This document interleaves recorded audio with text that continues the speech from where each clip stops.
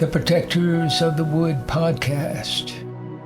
The destruction of our planet is becoming real life. Remember that everyone can make a difference and every action counts. This podcast tells the story of misfit teenagers struggling to band together and help our world through this crisis.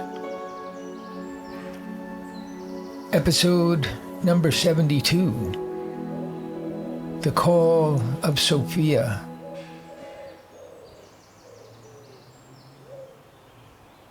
Phoebe, Penny, Geraldine, and Jim were gathered in the living room as Geraldine cleaned Phoebe's cuts, changed her bandages, and checked her swelling for further injuries. It appeared that the coffee shop would be closed by the Department of Health first thing in the morning. Meanwhile, the Green Market Coalition had planned a rally for Sammy in the toy store courtyard for the early afternoon. Penny was baking bread to supply a sandwich table for Sammy under one of the tents. The idea was that Sammy could run a miniature coffee shop from the courtyard. Penny also had a special cake in the oven, which they planned to present to Sammy in honor of his almost 50 years of running the coffee shop in Middletown. Jim tried to explain. I wish we could do more, but it's the best idea we could come up with. I know the real work is probably for the lawyers, but how can we stand by and allow people to act like Sammy is a danger to the community? It's ridiculous. We've got to do something. What do you think, Phoebe? I wouldn't miss it for the world. And I can tell you're all worried about Sammy. Is there something I don't know? Well, yes. After you and Abby disappeared, an army of us cleaned that place for an hour, and Sammy just sat there and stared into space. I've never seen him like that. And I've known him practically since I was born. Afterwards, he locked the coffee shop and stumbled home without a word. It was like the last stop on the last train. It really got to me. Phoebe shook her head. Her eyes teared up. Geraldine was still struggling to clean small pieces of stone from the cut on Phoebe's forehead. Oh, Jim, wait till I'm finished for that sort of news. What do you mean? What else is there? Oh, well, not much. It's just that everyone's feeling pretty down, you know. After such a great event, to end it like that, it was hard on everyone. The last few days with the Green Market and Sammy's new lease on life, and you, Phoebe, the things you've been doing, it's been a better world. We've grown to like it. And then the police come in and you and Abby disappear and Sammy refuses to talk or move. You get the picture. Phoebe sat up as Geraldine untied Abby's ripped t-shirt from her hand and went to work with the washcloth. Jim, that's so wonderful. I had no idea you'd notice all that and felt that way. Penny stood up. Oh, Phoebe, I forgot to tell you. Jeremy and George and Stephanie and Eddie have been by twice. They're worried. And I'm sure you missed dinner. Can I make you something? Oh, that reminds me. I promised Jeremy I'd call the gas station when you got in. They're probably all there. I'm so happy. And I'm starving. Absolutely starving. I need fried eggs and cheese and toast and a sliced tomato. And then I need to go to sleep. Well, it's nice that someone isn't depressed. He picked up the phone and dialed the gas station.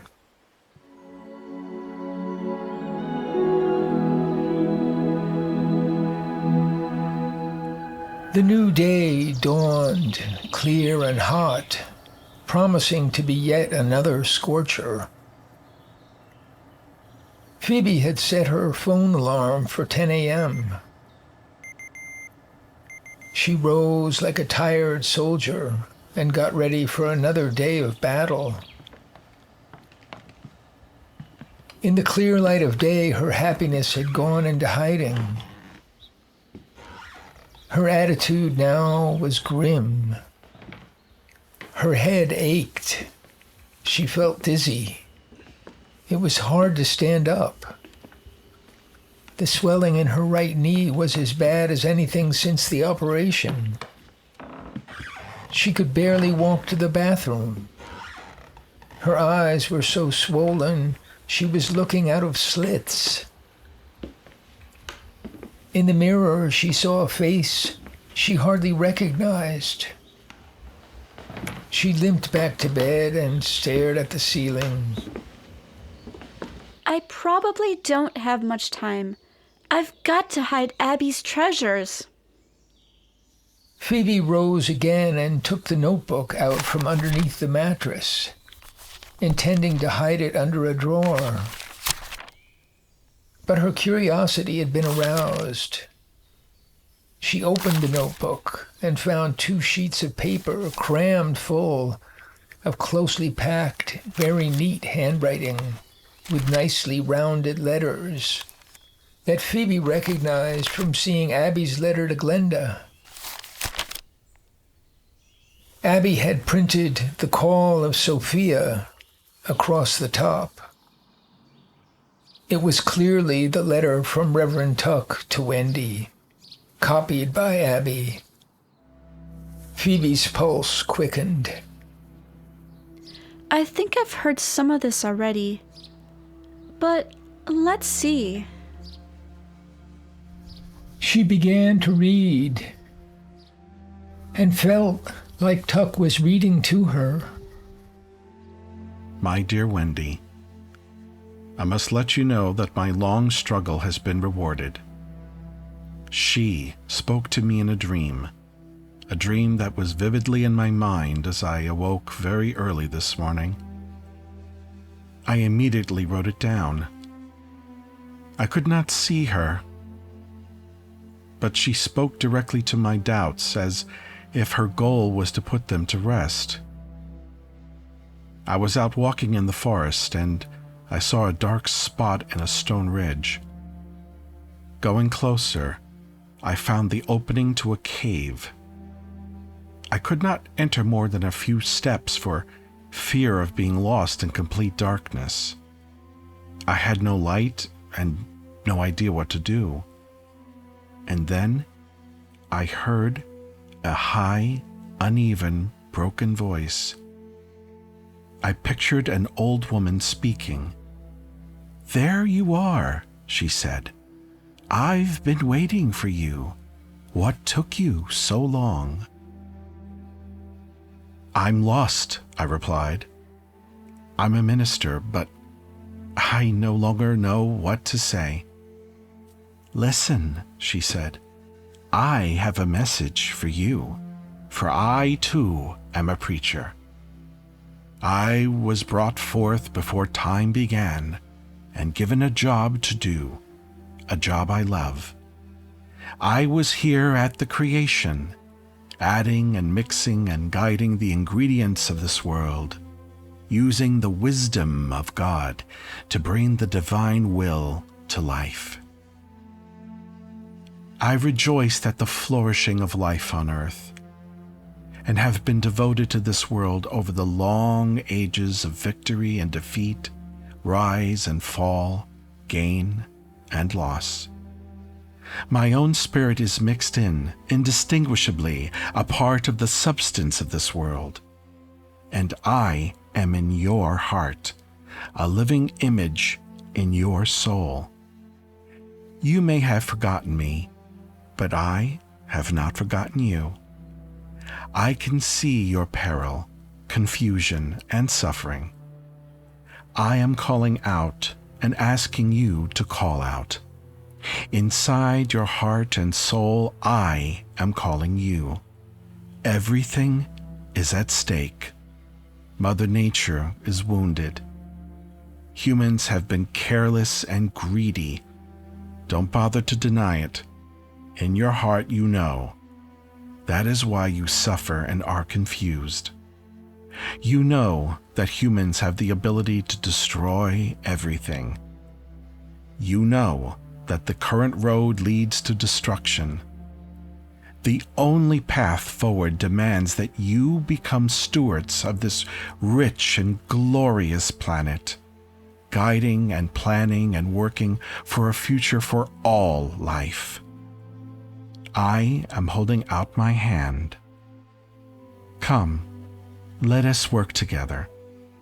Join with me for this precious creation we all share and love. The time has come. I heard this in a dream on the 4th night of December, recorded from her own words with as much accuracy as my memory is capable. She was kind but fierce. She broke my heart but gave me hope. And now, God help me, I have a job to do. With all hope, Reverend David Tuck. Phoebe folded the letter and put it back in the pages of the notebook. In doing so, her eye was caught by the pages of Abby's handwriting. It was apparently a journal or a diary, including whole sections about Wendy. Phoebe shut the notebook and hid it in the space under the lower dresser drawer. And then she took the piece of dreamstone from the pocket of her pants lying in a chair, put it in an envelope and wrote Phoebe on it, and pushed the envelope far back under the mattress. Then she lay down, feeling weak and dizzy. She slept, and time went by. The sound of voices floated through the open window and woke Phoebe. Penny and Jeremy were talking on the front steps. She's sleeping. Banged up pretty bad. How bad? Really bad. Jim asked me to tell you that he left for the forest. They need him. Not again. What's that about? Your parents, they're on their way to town. I guess to your event? I'm surprised you're still here. I was afraid I'd miss you. There probably won't be any event. The toy store's been closed too. Phoebe called through the open window. I'm awake. I heard all that. In a moment, Penny and Jeremy were up the stairs and into Phoebe's room. She sat up on a pillow and blinked her reddish eyes. Hey, Phoebe. Pretty banged up is right. I know. And let's just stop the staring and the comments, all right? I can't endure a whole day of, oh, look at that. What happened to you? You should be in bed, blah, blah, blah, blah. Jeremy shrugged. Hey, I just got here. And I've got to leave soon. Jim's gone for the day. And I've got to open the station. So...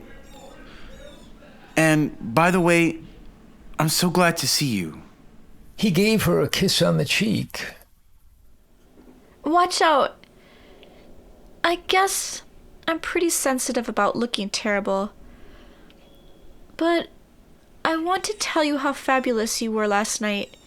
You guys were so splendid. Your last song was fantastic. I thought you'd be too busy to hear it. I heard it all right. But Jeremy, this whole business isn't over. We've got at least another day. I want you to drive me to town.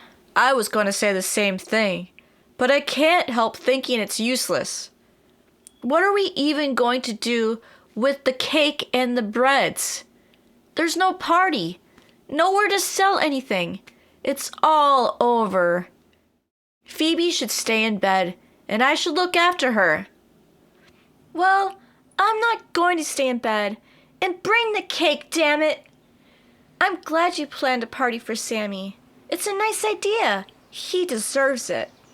We can all walk to his house if we have to, and bring the breads you cooked last night. Tears were welling up in Phoebe's eyes. Can't we just do the best we can? Can't we at least try? Penny nodded. You're right. Mom and Dad are coming. People will be on the sidewalk. Let's go. Okay, I'm going to get dressed.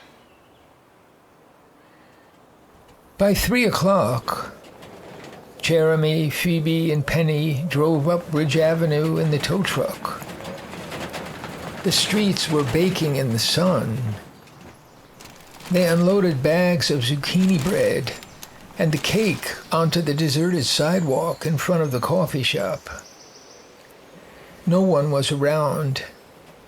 Phoebe wore her knee brace and limped stiff-legged with every step. Should I wait? Jeremy moved closer and looked her in the eye. I'm going to need you. The haunted house at the end of Bridge Avenue. You know it? Where Abby stays sometimes? Jeremy frowned. I've heard it mentioned. Why?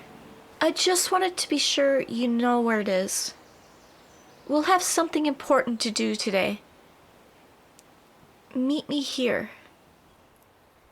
He gave her a long look. Something super special? That's what you mean.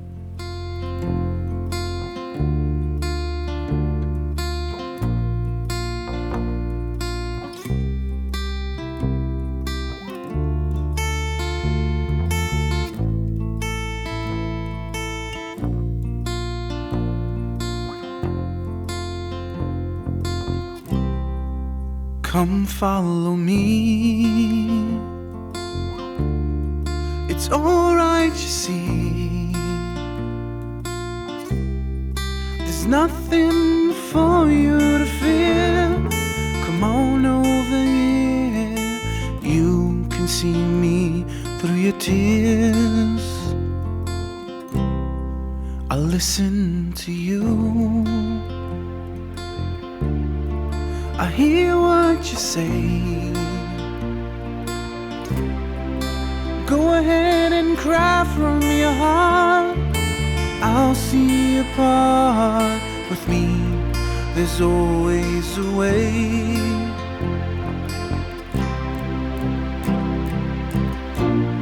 I'll see you wherever you are.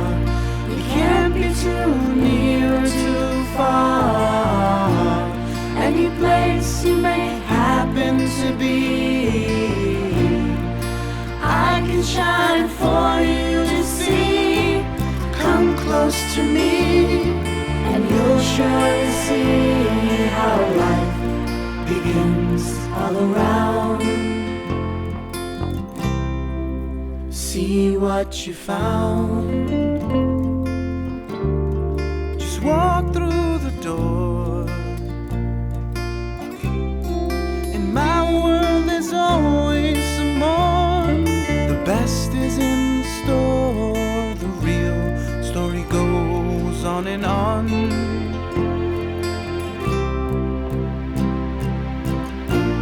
Don't think that the pain is the end. Don't think that it's all that there is. In darkness, I'll come to you. Remember, I'll always come through. If you only knew, it's all really true. How life begins all around. See what you found.